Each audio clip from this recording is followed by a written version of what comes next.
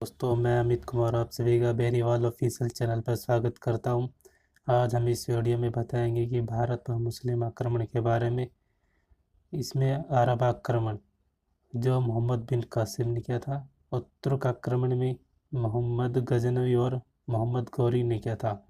इस वीडियो में हम अरबों का आक्रमण के बारे में बताएंगे। चलिए शुरू करते हैं।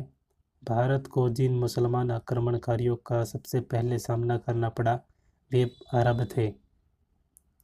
हजरत उमर के समय 636 से 37 ईस्वी में सर्वप्रथम पहला आक्रमण हुआ, परंतु असफल रहा। इन हमलों का उद्देश्य सिर्फ लूटमार करने तक ही सीमित था, न कि राज्य विस्तार करना। राज्य विस्तार की मनोभावना का अरबों में विकास तब हुआ जब 637 ईस्वी में उन्होंने फारस पर विजय प्राप्त कर ली। 708 ईस्वी में दमिश्क के खलीफा वालिद को सिंघल राजा द्वारा भेजे गए उपहारों से भरे जहाज को सिंध बंदरगाह के देवल के पास के लुटेरों ने लूट लिया।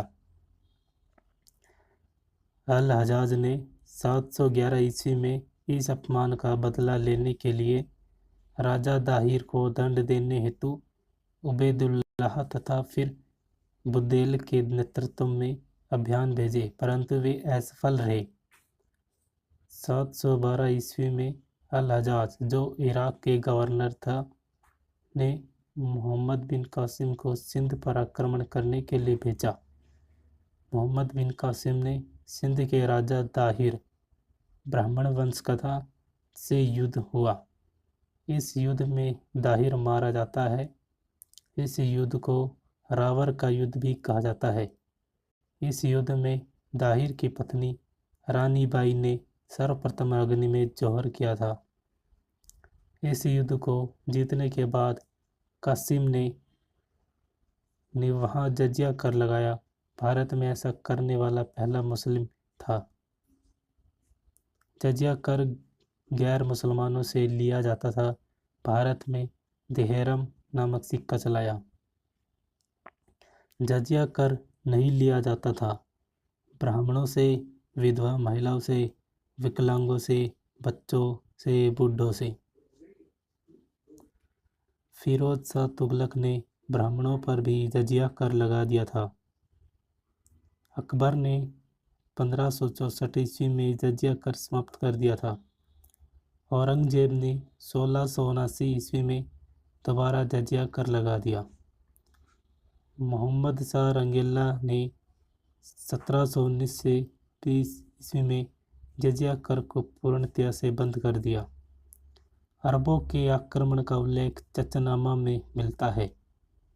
चचनामा पुस्तक अली अहमद द्वारा लिखी गई है। भाषा अरबी भाषा में है। फारसी में अनुवाद मोहम्मद अली बिन अबू बकर कुफी द्वारा किया गया है। अंग्रेजी में अनुवाद यूएम दाऊद पोटा द्वारा किया गया है। अल हजाज का भतीजा और दामाद भी है मोहम्मद बिन कासिम था। ब्राह्मणवाद में कासिम और जयसिंह, जो कि राजा दाहिर का पुत्र था, के बीच युद्ध हुआ। जयसिंह हार जाता है। कासिम ने जयसिंह को इस्लाम धर्म जबरदस्ती कबूल करवाया था। दाहिर की दूसरी पत्नी का नाम रानी लाडी था। इसकी दो बेटी सूर्या देवी और परिमल देवी था। कासिम ने दाहिर की दोनों पुत्रियों को बंदी बनाया। अपने पास रखने के बाद उन्हें खलीफा वालिद की सेवा में भेजा। दोनों पुत्रियों ने वालिद को भड़काकर कासिम की हत्या करवा दी। षड्यंत्र खुलने पर वालिद ने इन दोनों को जिंदा दीवार में चुनवा दिया। सिंध में ब्राह्मण वंश की स्थापना चच ने की थी। दाहिर इसी का पुत्र था।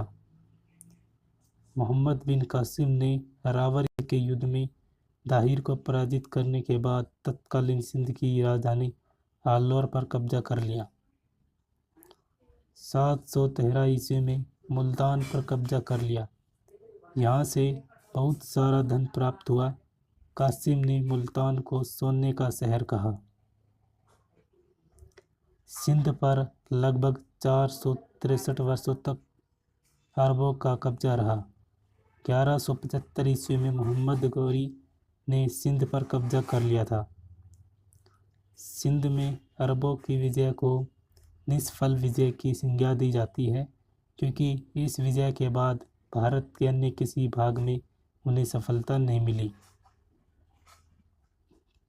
भारत में पहली बार अरबों ने ही इस्लाम का बीज बोया था। गुलाम बनाने की प्रथा भी अरबों ने ही शुरू की थी।